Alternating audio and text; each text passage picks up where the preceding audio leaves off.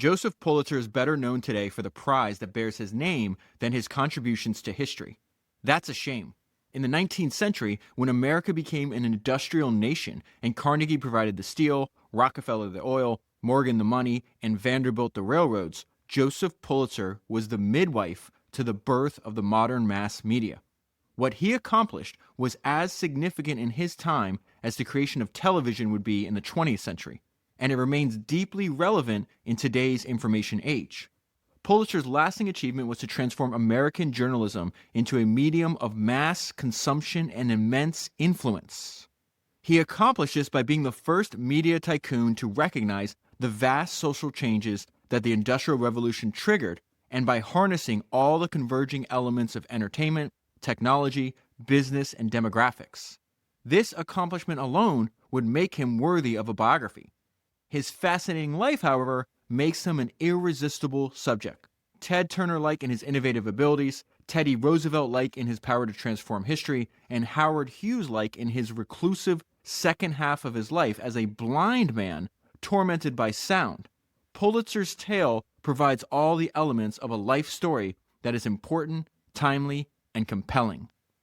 That is an excerpt from a book that I recently reread and the one I'm going to talk about today, which is Pulitzer, Life in Politics, Print, and Power, and it was written by James McGrath Morris. And I wanted to start there because I think the framing of putting Pulitzer alongside of these other robber barons is really important and really anchors the immensity of his accomplishment. And if you take into account where he started, his life story is both one of the most inspiring life stories you can read about, but also if you think of the second half of his life, he goes blind at the apex of his power. He's in like his early 40s when he goes completely blind, lives for another 20 years, and descends almost into madness. So it is both one of the most inspiring life stories, but also this cautionary tale. I want to jump into the fact that he was born in Hungary, and by the time he's 17 years old, he's had to endure the death of his father and 7 out of his 8 siblings.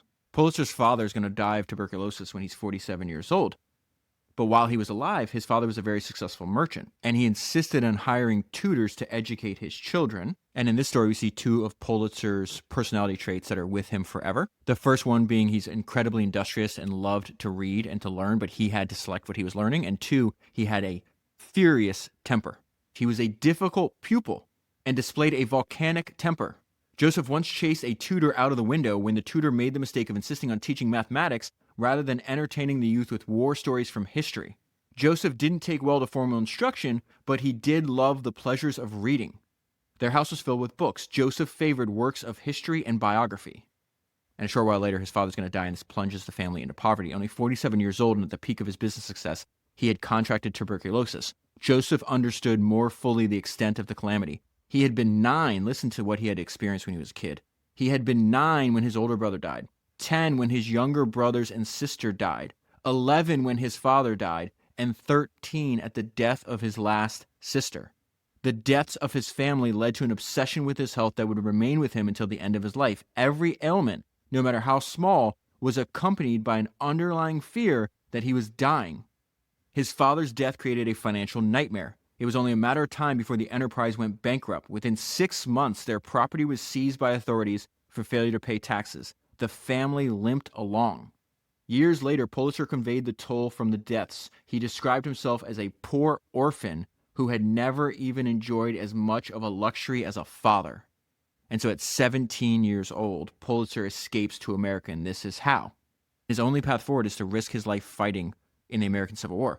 Events in the United States presented him with another opportunity. The American Civil War was in its 3rd year. Soldiers were dying at a rate of 13,000 a month, and the government had instituted a draft to meet the insatiable demand for more men. To meet the quota, a group of wealthy Bostonians looked eastward for able bodies. They wagered that there were thousands of young men in Europe who would join the American military provided their passage could be paid.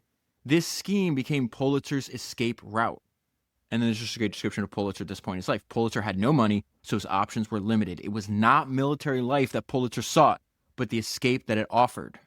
So the deal is, we will pay to get you to America. You'll fight for us. If you survive, we'll give you a little money after the war ends.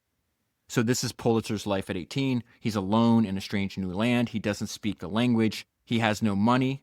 At the end of the war, they pay him $135.35.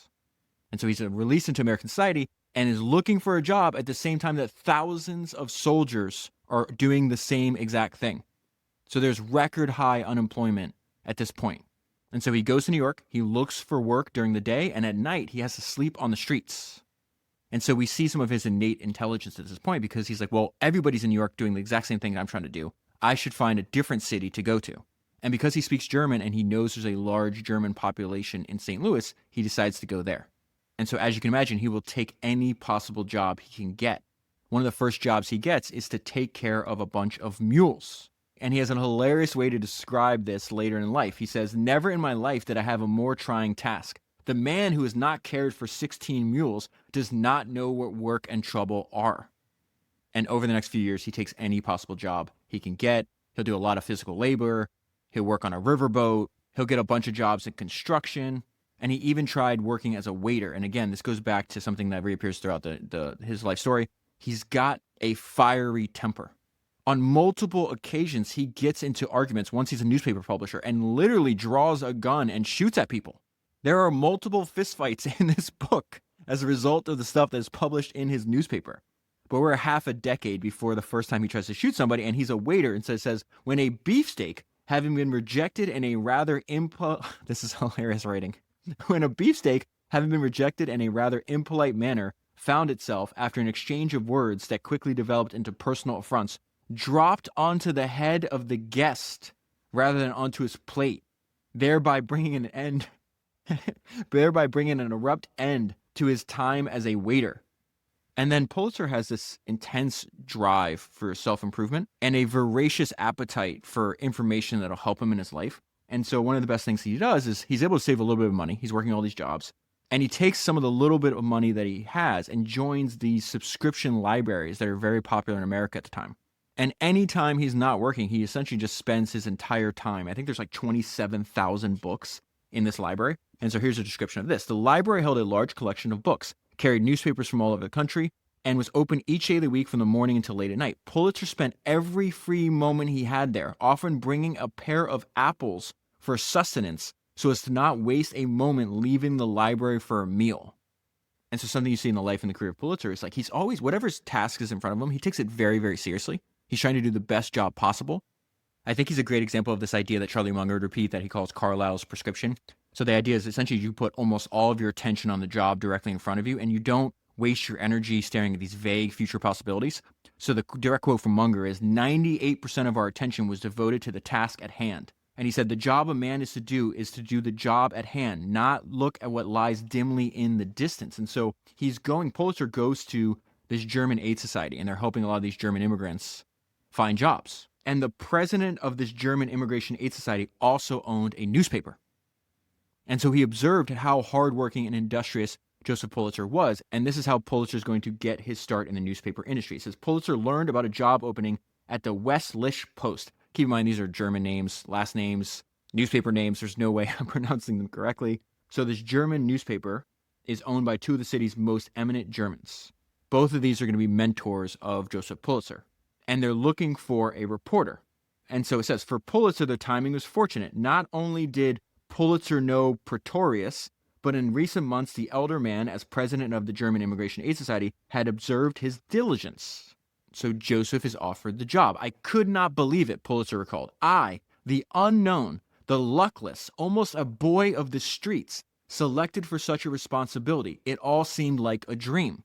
And so they're taking a risk on this young kid that has no experience, but they think he's a hard worker, and they immediately realize they even underestimated how hard he works. Says it took no time to confirm that they had made the right decision in taking a chance on the 20-year-old. What he lacked in experience, he more than made up for with raw, resolute effort. Again, at 20 years old, he's going to have this until he dies. He essentially had one love in his life, and that was his work. His time for work, and this is how they're describing him again at 20, his time for work seemed to be all the time. I never called on him at any hour that he did not immediately respond. For a beginner, he was exasperatingly inquisitive. This is such a wild sentence that's coming next. He worked so hard that the people around him were annoyed at how hard he worked. He was so industrious that he became a positive annoyance to others who felt less inclined to work. Pulitzer was unwilling to put forward anything but his best effort. And real quick, before we get back into the story, I want to tell you about the presenting sponsor of this podcast, Ramp. One of the main themes in the history of entrepreneurship is constantly attacking and questioning your costs. As you'll see in this episode, when Pulitzer's running his newspapers, he demanded detailed reports of his company's expenses every day, and he did this decade after decade. And Ramp helps many of the most innovative businesses in the world do exactly that. The median company running on Ramp cuts their expenses by 5%. A religious dedication like the one Pulitzer had to controlling your costs also helps increase revenue because you can pursue opportunities you couldn't otherwise. And we see that in the Ramp data too. The median company running on Ramp also grows their revenue by 16%. So when you're running your business on Ramp and your competitors are not, you have a massive competitive advantage that compounds over time. Ramp is the only platform designed to make your finance team faster and happier. Many of the top founders and CEOs I know run their business on Ramp. I run my business on Ramp, and you should too. Make history's greatest entrepreneurs proud by going to ramp.com today to learn how they can help your business save time, save money, and grow revenue. That is ramp.com. And again, it goes back to this fact that he had innate intelligence, he had a lot of drive, he spends all his time when he's not working, he's reading. And so this reminded me a lot of if you read biographies of Ben Franklin. When older, more successful people met a young Ben Franklin, they were incredibly impressed with the conversations they could have with Franklin and with the way his mind worked. And this exact same story is happening in Joseph Pulitzer's life. And again, I would say that he almost immediately discovered that, oh, this is my calling. This is the trade I'm going to do until I die. The world into which Pulitzer peaked seemed to be one with limitless possibilities. To be a newspaper editor was to do more than report on the world. It was to shape it. It was not long before all the visitors, again to the newspaper, took an interest in Pulitzer. That young fellow possesses great dialectical ability. I know it, for I have felt it. That is a description of an older, more successful person talking about what it is like to speak to Joseph Pulitzer, to have a conversation with Joseph Pulitzer at this point in Joseph Pulitzer's life. The amount of times over the next 4 decades that he lives where people talk about his intense personality, his conversational skills, the quick wit of his mind, the energy you feel when you're in his presence. He's a very formidable individual. And so now Joseph gets to work hand in hand with two very successful, much older people, and he is studying them just like he studies other newspapers, just like he studies all the books in the library. He says none of this was lost on Pulitzer, who had now spent 2 years working at the paper. He's describing his mentor here. He was my chief. We often traveled together, yet in all that time I never saw him pass an idle moment, either in the office or on the road or anywhere else. Pulitzer's ambition did not go unnoticed. There never seemed to be any doubt in his mind that he would succeed in something. And so here's a description of Joseph Pulitzer as a young reporter. He wandered around St. Louis at all hours, visiting schools and public institutions, attending public meetings and ward meetings, knocking on doors of lawyers and politicians, and opening those doors that didn't yield to a knock. His thirst for news was unquenchable. In addition to writing an endless stream of local news, Pulitzer wrote pithy, cogent stories on St. Louis politics in an inimitable style that stood out from his competitors. It was not an uncommon thing for him to use language in a heated controversy or dispute that went far beyond the limit. Again, people are seeing that he's got this hot, fiery temper. I would describe his personality as aggressive, argumentative, very hot-tempered, and this is just a great sentence and a warning to what he's likely to encounter later in life from an older, wiser person. He says, in fact, I cautioned him that he must become more conservative and forbearing for fear that he might someday meet a person like himself, and then there would be trouble.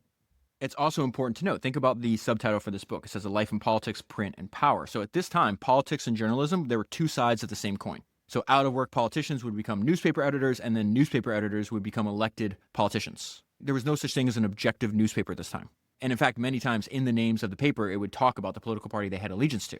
And so even though he's in his early 20s, he's actually nominated by other people to become a congressman. He winds up running against the novice and then using his paper as a tool to help himself get elected. And if you think of everything that has occurred in Pulitzer's life in the last 5 years, I think this sentence is a great description that we're not dealing with a normal person here. In only 5 years, he had grown from a bounty-hunting Hungarian teenager to an American lawmaker. And again, he saw no reason why he couldn't do both jobs at the exact same time. In assuming his new post, Pulitzer did not give up his old one as a reporter. In his singular position as both a legislator and a journalist, he used his reporting to advance his political work. In Pulitzer's eyes, the lobbyists descending on the Capitol were an army of darkness. And so he's very at least publicly, very anti-corruption. I would describe him as a moralist. He's constantly criticizing the behavior of other people. And in many cases, especially later in life, he will publicly criticize a certain behavior and then engage in that exact same behavior privately. which I think a lot of people who are obsessed with the behavior of other humans do this exact same thing, by the way. And so Pulitzer was not shy about attacking lobbyists and talking about how corrupt they are. The problem with that is he runs into people that he attacks in his newspaper in person, and it almost always ends in violence. There are multiple people killed in this book because they wrote a story or a book or published something about another human, and then that person chose to respond in violence. And so in this case, Pulitzer's attacking a lobbyist, calling him a liar. The liar in turn calls Pulitzer a liar. They meet in a bar, and then this is what happens. This is Pulitzer speaking now. Mr. Augustine, just one word, and I hope that it'll be the last word that I ever speak to you. I would like to explain to you that I'm no longer inclined to associate with you, and I also do not wish that you speak to me again. Should you, however, persist in insulting me, you will, despite your great physical advantage, find that you have come to the wrong man. So this guy's a giant. I think they said he was like 300 pounds or something like that. And so Augustine's response to this is, I want to tell you in clear and understandable English that you are a damn liar. And at that point, words ceased. Augustine moved towards Pulitzer. Pulitzer retreated. When Pulitzer had completed about 10 to 12 paces of his retreat, Augustine had raised his fist. Pulitzer withdrew a pistol and fired. Incredibly, he missed his massive target. Pulitzer then pulled the trigger again, but the barrel of the gun was deflected downward and the bullet only grazed Augustine in the leg. The wound in his leg enraged Augustine, who charged Pulitzer like a bull. And then this is Augustine's description of what happened next. I mashed his head against the wall and tried to get the pistol out of his hand. And so Pulitzer is going to be indicted for felonious assault. There's a trial. He's saying that Augustine had brass knuckles in his hand and he was just defending himself. He gets off with a small fine. But what's very interesting is Pulitzer's innate understanding of media even at this point. He's just a few years into his media career. And so when he wants to get attention on something, every single day he will bring it back up in the newspaper. And in some cases, when he's attacking an issue or a politician, there's times where he does something like 112 straight stories. And what he knows is if he wants to get attention, he has to keep putting pieces of media out. And then those pieces of media will be commented on the readers of the newspaper. And you know he knows this at this point because when he doesn't want attention on something, he does this. Pulitzer knew he had little to gain by mentioning the shooting, since that would give his critics another opportunity to comment on it. So when he wants something to go away, he doesn't try to explain, rebut, debate. He meets it with silence, knowing that the public's attention will move forward quickly. Now, another important thing to point out is the hypocrisy that you see throughout his life story, where what he publicly says and his private behavior in many cases do not match up. So he says over and over again in his writing that he's against corruption. But then a few years later, he accepts a high-paying job from a political ally. So he's going to get a seat on the St. Louis Police Commission. It requires very few hours of work, and it pays $1,000 a year. Why is that important? So for a few hours of work a year, he's going to get paid nearly twice the amount of money that the average skilled worker would earn in a year working 6 days a week. So at this point in history, if the average skilled worker earns less than $600 a year working 6 days a week.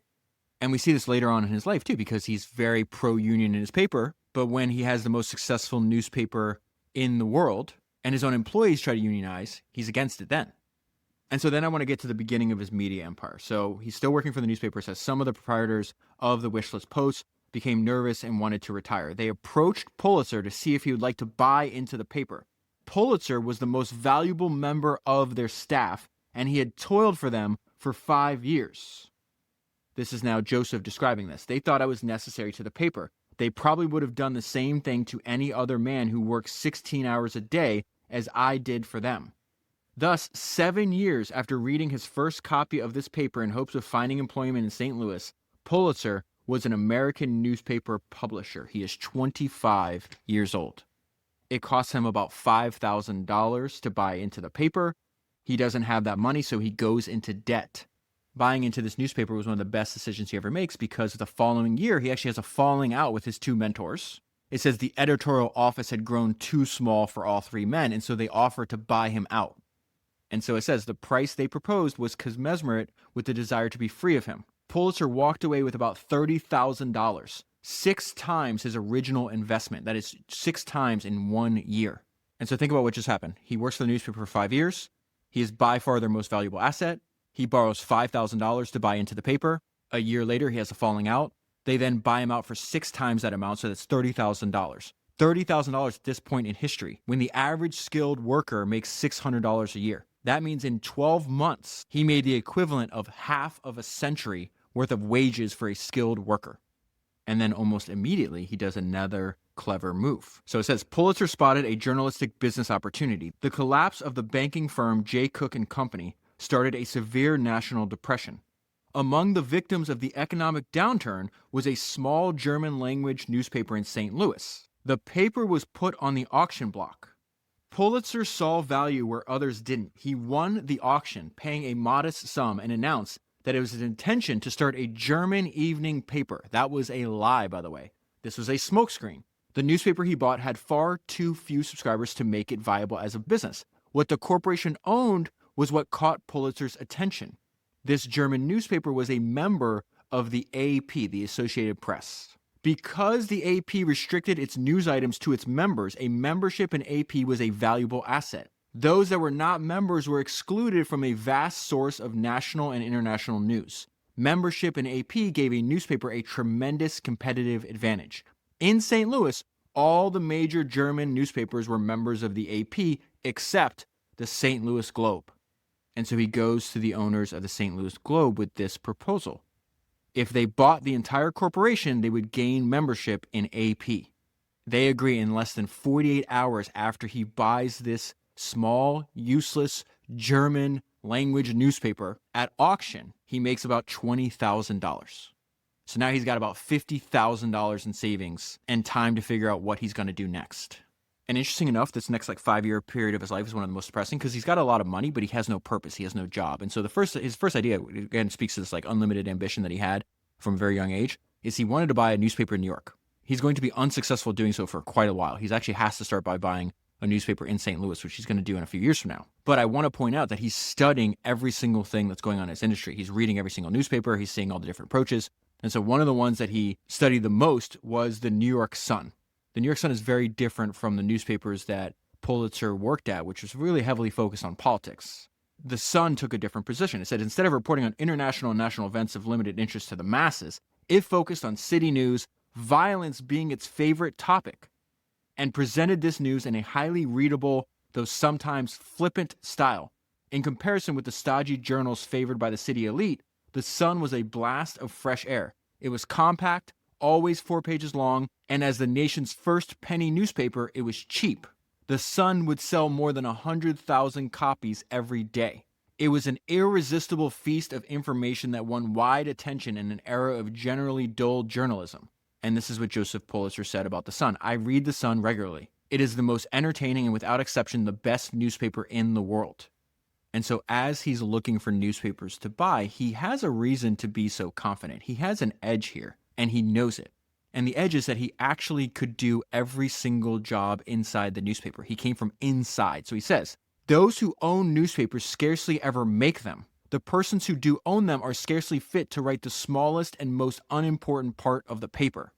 When I got to this part, I thought of James J. Hill. So I found James J. Hill because Charlie Munger listed him in the book Poor Charlie's Almanac as one of his, what he thought was one of the best business operators of all time.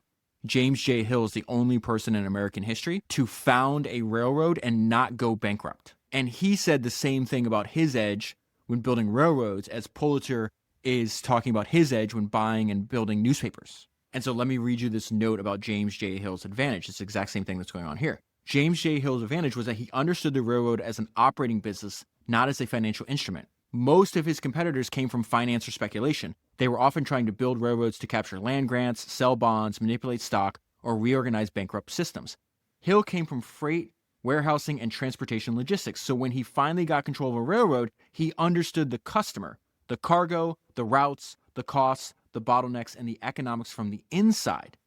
Hill had a priceless advantage because he came from inside the world of freighting and transportation, while most 19th century rail titans came from the outside world of finance. But newspapers worth buying rarely appear at regular intervals, so he's essentially wandering in a professional desert. He says that at this point he was professionally rudderless. So it says, after years that had promised success in journalism and politics, Pulitzer entered a barren stretch. compounding his aimlessness. He was 28 years old. He had no definitive profession. A sense of failure hung over him. And so at this point in his life, he's telling a friend, I am almost tired of this life. I am aimless, homeless, and loveless. He also has no wife and family, which he wanted as well. And so he winds up meeting a woman. He's eventually going to marry her. But I thought it was very interesting how he kind of warns her and is honest with her up front about the fact that he is just unbelievably dedicated to this pursuit, his professional pursuits. He says Pulitzer was driven by speculative impulses. Up until now, his life had unfolded as an undirected but singular pursuit of his own goals with no care for others. And on the evening of their wedding, he's working like mad, and this is what he says to her. It is an important opportunity. This is perhaps a fortune, and you ought not to expect me to neglect it. I must have business to occupy my mind and heart. She realized her husband's attention would never be hers alone, even on their honeymoon. His mind would constantly churn with political and business schemes. And so finally, Pulitzer hears about a paper that's going to be auctioned off. It was called The Dispatch. It's a struggling evening paper in St. Louis that is going to be auctioned off at bankruptcy sale. And then Pulitzer does something very clever. He hires somebody else to do his bidding. Remember, last time he bought a paper at an auction in St. Louis, he was able to flip that paper for a $20,000 profit in 48 hours.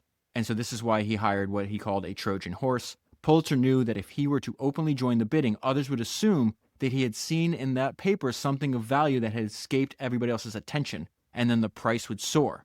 So Pulitzer is able to get a newspaper for only $2,500. The problem is not the $2,500, it's the fact that this newspaper is losing so much money. And so Pulitzer does the math. He figures out how much money he has left, how much the paper is losing every week, and he says if he can't turn it around, he's going to run out of cash in 17 weeks. And so immediately he does something really smart. There's 3 evening papers in St. Louis, and immediately he convinces one of the other papers to merge with him.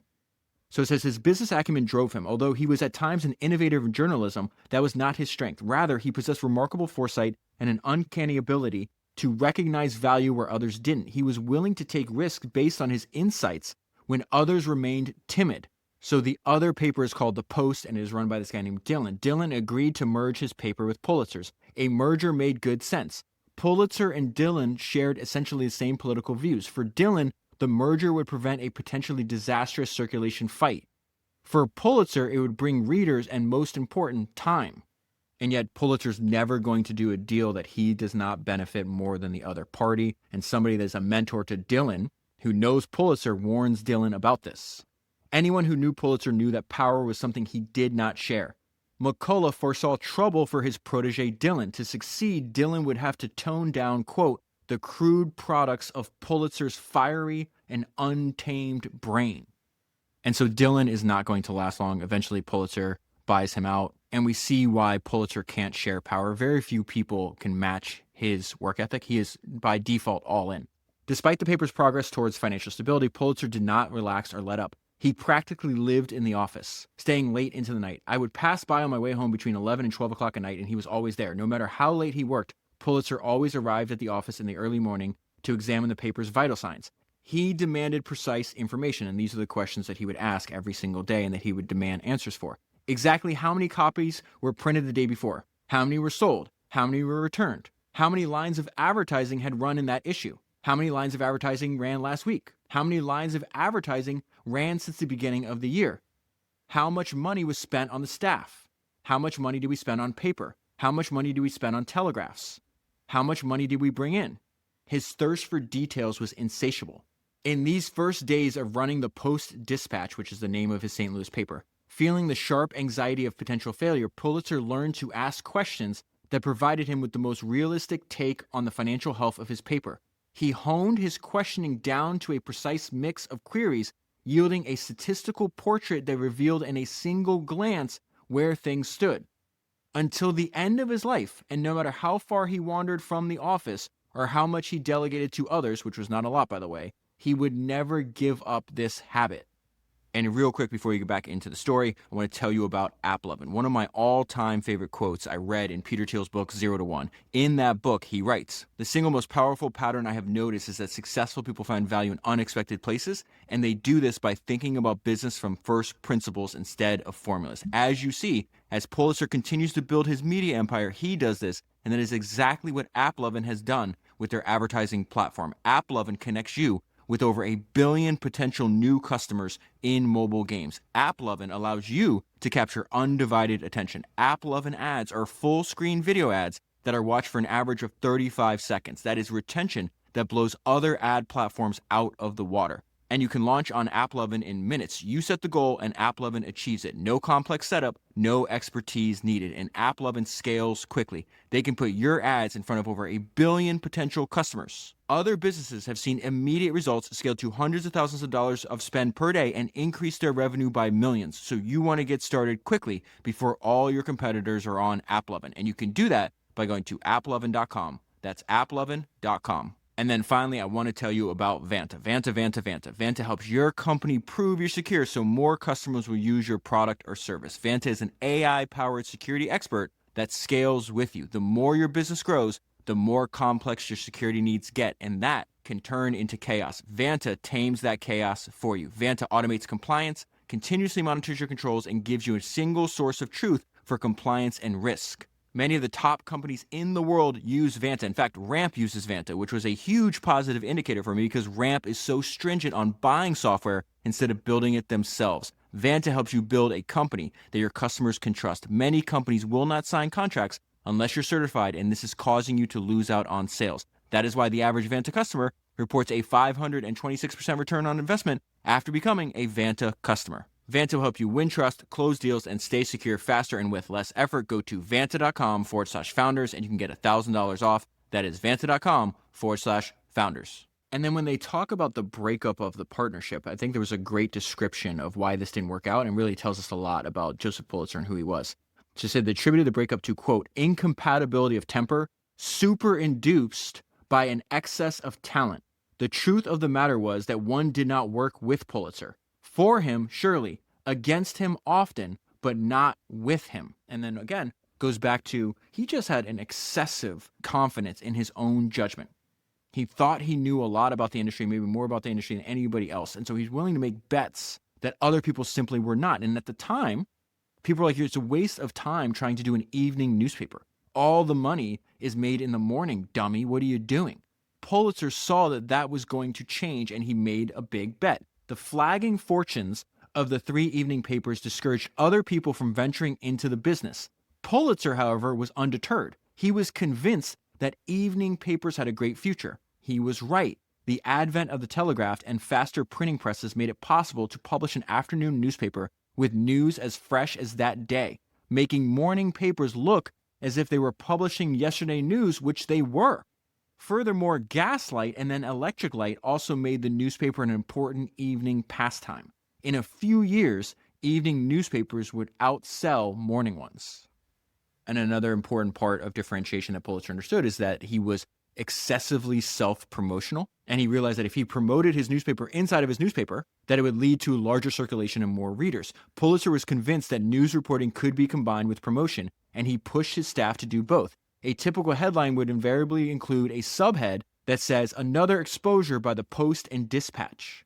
Pulitzer's goal was to publish every day at least one article so intriguing, so unusual, and so provocative that it would cause people to talk about it at the dinner table.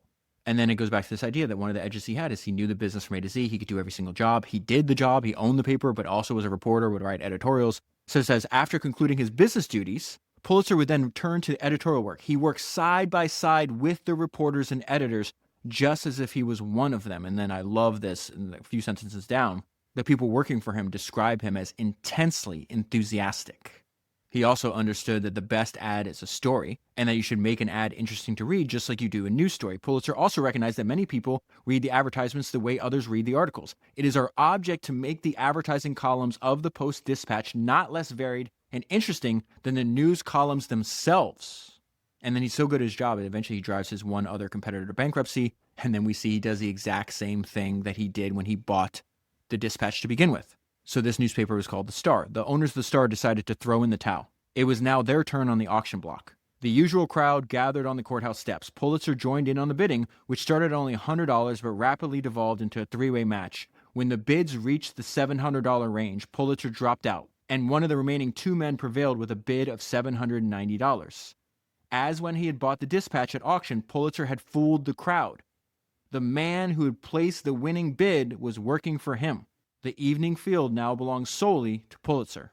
And so there is a lot of benefits to owning a newspaper. It obviously shapes public opinion. It makes you excessively powerful. But at this time in history, they were phenomenal businesses. Pulitzer is going to be one of the 20th richest people in America. And even this small newspaper in St. Louis, who he has no partners, he owns all of it, is generating, even now, at the beginning of his career, is generating him an income of $88,000 a year. Put that into context at a time when the average skilled worker makes $600 a year. When he has the most successful newspaper in the world in New York, he'll make millions a year. And that's what I meant earlier. If you think about where he started. So he describes like the way he came to America. He's like, when I came to the United States, I was friendless, I was homeless, I was tongueless, and I was guideless. He didn't know anybody, didn't speak the language, didn't have any money, and lived on the streets. And in 2 decades becomes one of the wealthiest and most powerful people in the country. And so even before he gets to New York, his workforce tries to unionize. And this is what I meant earlier about the hypocrisy, the difference between what he publicly pronounces and what he privately does. Pulitzer was sympathetic to the aims of the labor movement. But this was different from writing an editorial dictating the behavior of others. Pulitzer would not abide anything that challenged his rule within the paper. We have a rules for thee, not for me situation here, and this is what Pulitzer does. The printers were fired.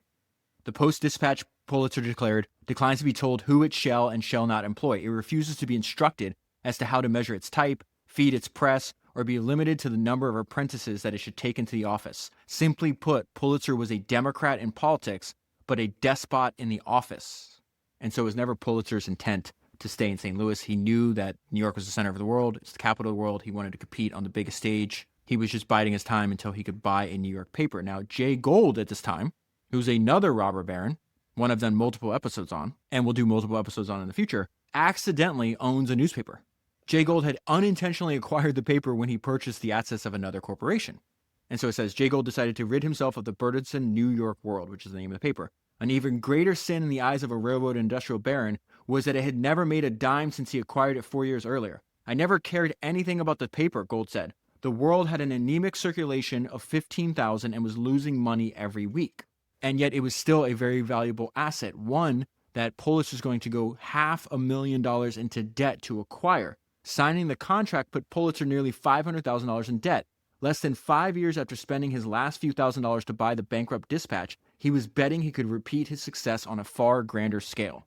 And the reason he was able to do this and to move to New York is because he realized he could manage his existing newspaper remotely, says the Post-Dispatch practically ran itself. But to be sure that it remained on track, Pulitzer received daily pre-printed one-page reports that showed him at a glance all the essential information, such as circulation, advertising, expenses, and the times when the presses started and ended their runs. He was forever asking the men who managed the business side of his operations to be brief in responding to his ceaseless queries.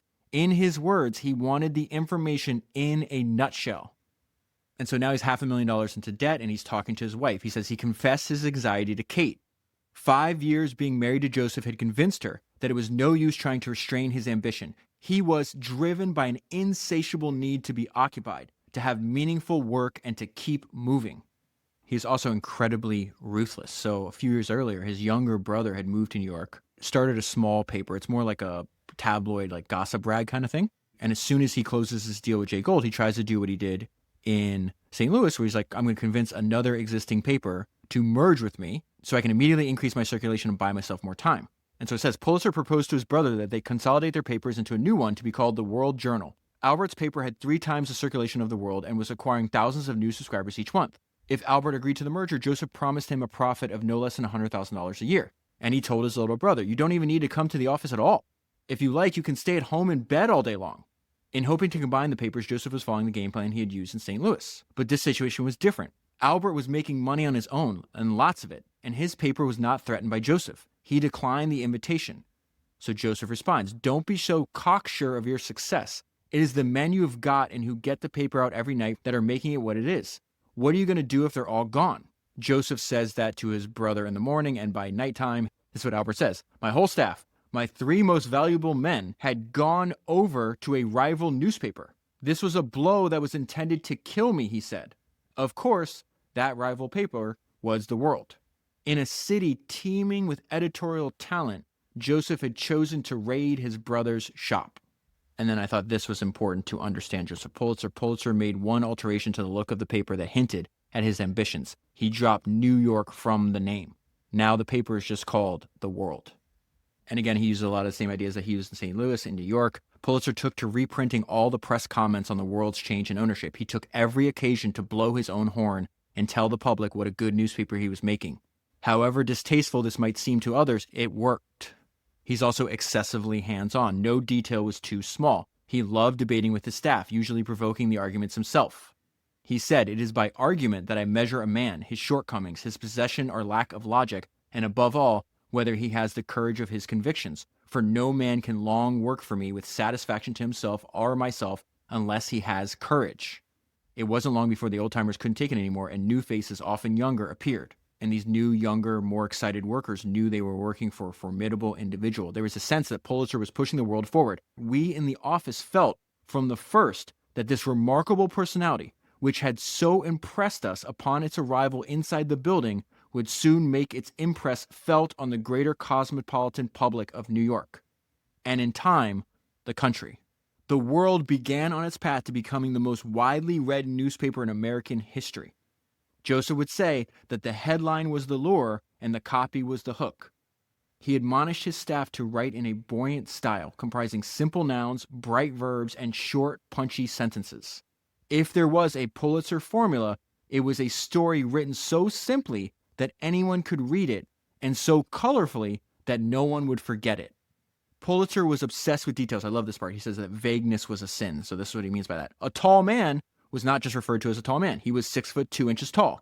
A beautiful woman wasn't referred to as a beautiful woman. A beautiful woman had auburn hair, hazel eyes, and demure lips that occasionally turned upward in a coy smile. Vagueness to Pulitzer was a sin. Pulitzer practically lived at the office. Kate and his children hardly ever saw him. When he was not writing or editing, Pulitzer studied all New York papers as well as more than a dozen British, German, and French ones. He demanded a great deal from his staff, but even more from himself. If the paper was dull, he would head home feeling sick. If it met his standard, he would be elated. And then it goes back to this recurring theme of this hypocrisy that he had. Pulitzer may have taunted the wealthy and attacked their political power and criticized their sense of entitlement, but he planned to be one of them. And again, this is remarkably how talented Pulitzer was. This is not St. Louis. He has a ton of competition, and he has a very distinct perspective of how he's going to win. In an era when the printed word ruled supreme and 1,028 newspapers competed for readers, content was the means of competition. The medium was not the message was, and this is where Pulitzer started.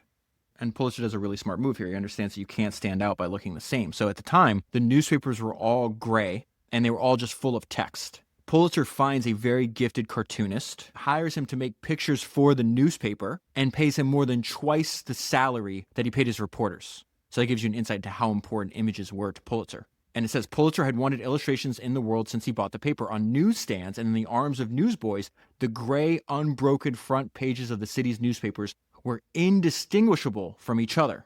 Pulitzer found every excuse possible to add illustrations to make his paper stand out. It also greatly increased his circulation because at the time, he says, a great many people in the world were required to be educated through their eyes.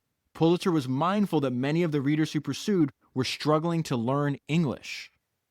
He also had a bunch of unusual ideas that his competitors not. He said that newspapers should make enemies constantly, that the more enemies we have, the better. And he says the most valuable and most successful paper will generally be that which has the most enemies. And then he was really good at doing two things simultaneously, which is getting attention that would then increase the circulation of his paper. So at the time, which I didn't even know this, he's responsible for raising the money so the Statue of Liberty could be erected in New York. So at the time, the Statue of Liberty was becoming a major embarrassment because France paid for the statue itself, but the United States was supposed to be responsible for paying for the pedestal that the statue rests upon. And by the time Pulitzer gets involved, the fundraising had essentially died out. They were short by over $100,000. And so he does an early version of essentially mass crowdfunding. So he launches this nationwide campaign through his newspaper. And so the way he does this, he says, hey, if it doesn't matter if you give a penny, if you give 2 pennies to this, every single person that donates, I will print your name in my newspaper. Over 120,000 people donate, and in less than 5 months, Pulitzer raises all the money required. And the book says the public service also turned out to be good for business. The world's circulation soared.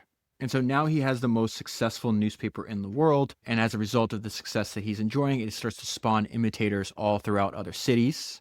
It says his formula worked even for a young dropout from Harvard. And so this is when you have this massive competition between the next Joseph Pulitzer, somebody that takes Joseph Pulitzer's ideas even further than Joseph Pulitzer himself did. That is William Randolph Hearst, who at the time in this story is only 24 years old. And his father is unbelievably wealthy and owns the San Francisco Examiner. He convinces his father to give the newspaper to him with the explicit goal of saying, I'm going to set about transforming the Examiner into a West Coast version of Joseph Pulitzer's The World. For years, Hearst had read, studied, and cut out articles from The World. And so eventually, a few years from now, William Randolph Hearst is actually going to use Pulitzer's ideas against him. And they engage in this decade-long fight and feud and circulation war in New York City.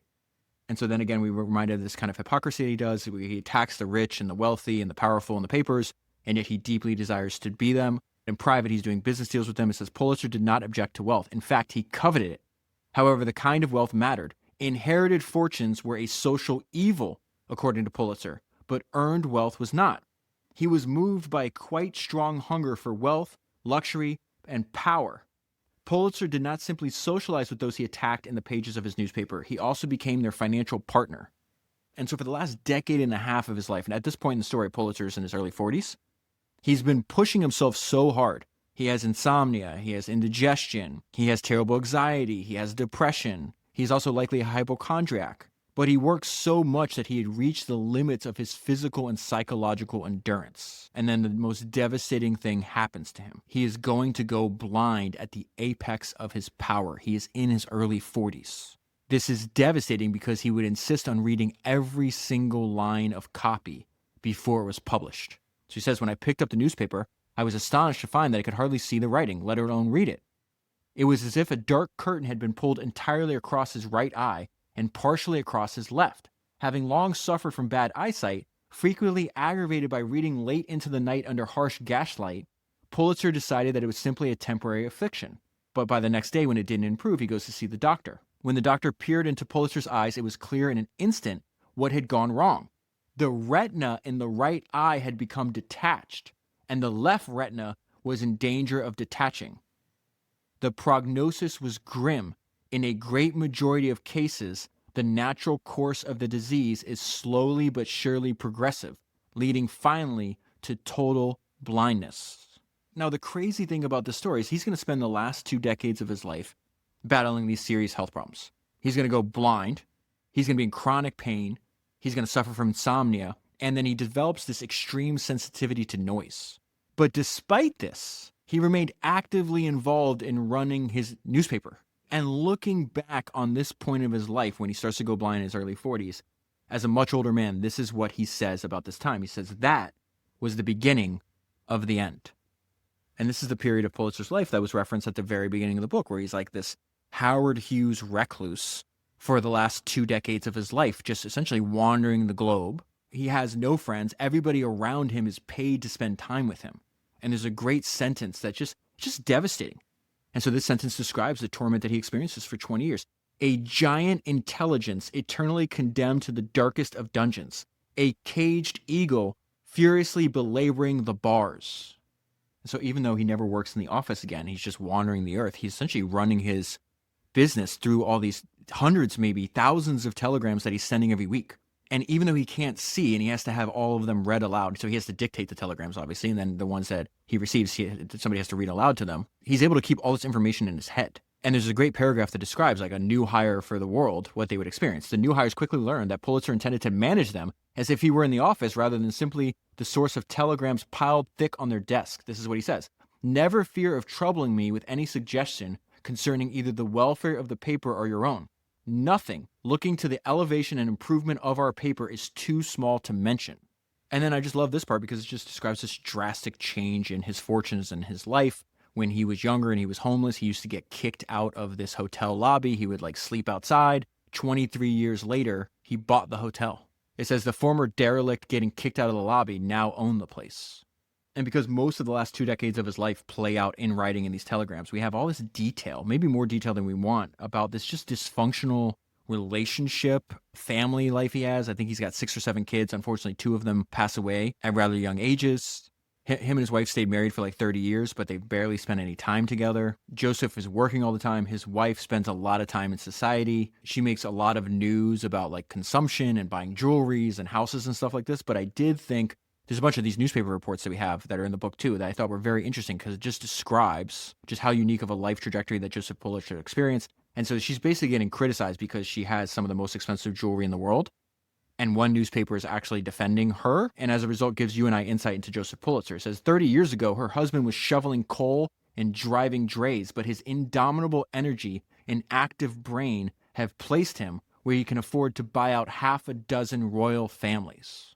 And then we're also privy to all these descriptions of what it's like. You lived most of your adult life with sight. He spent 8, 10, 12 hours a day reading. He loved it, and he can no longer do this, and he describes this. He says, this represents more suffering than all the rest of my life brought me. 10 times as much. I honestly think 50 times as much, to the point where I cannot even finish this sentence. And so I would say for the last third of the book, when you're just reading these stories about Pulitzer's descent into darkness and madness, you realize one of his greatest failures is his inability to ever enjoy his life. And so much so that his son, who is named after him, writes to his father, one of the strange differences between us two is the fact that you have never come near learning how to enjoy life. And so the book ends as a cautionary tale. Pulitzer was bereft of friends, and the companions with whom he spent his days were paid to be with him. His most important connections to his beginnings in St. Louis were dead. He was estranged from his only living sibling, who was also his last tie to his childhood in Hungary. Joseph's children were a disappointment, and his family provided no comfort, broken up as it was on 2 continents. His wife Kate remained willing at all times to fill the void, but Joseph had spurned her offers of companionship so frequently that she ceased to ask. Writing to Joseph, Kate marked the moment of their 25-year wedding anniversary. 25 years married. How strange it seems, she wrote. When we think that 100 years hence, not one of us now living will be alive to care or to know or to enjoy or to suffer, what does it all amount to? To a puff of smoke which makes a few rings and then disappears into nothingness. And yet we make tragedies of our lives, most of us not even making them serious comedies.